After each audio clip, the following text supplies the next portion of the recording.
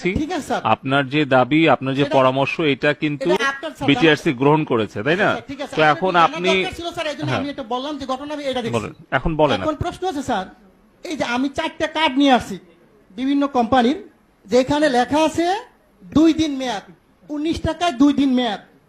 এটা হচ্ছে বাংলা লিঙ্ক।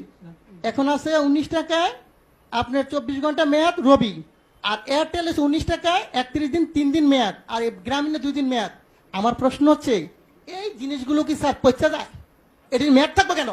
আমার প্রশ্ন হচ্ছে মানুষের টাকা আপনি মনে করেন আমরা যদি 20 কোটি লোক হই, যদি 20 টাকা করে ভরি, আর একদিন সবাই কথা বললাম না, কত হাজার কোটি টাকা এই কোম্পানি নিয়ে যাচ্ছে, সিস্টেমের মাধ্যমে নিয়ে যাচ্ছে। এর আগে আমি বলেছিলাম, একটা নিউজে দেখাইছে 17 মিলিয়ন ভিউ হয়েছে। ওদিন থেকে উচিত ছিল এই সিস্টেমটাকে বাংলাদেশে বন্ধ করে দেওয়া। আমি বারবার বলেছি, গরিব মানুষ ভিক্ষা করে, সে 20 টাকা ভরে। আপনি হয়তো জানেন না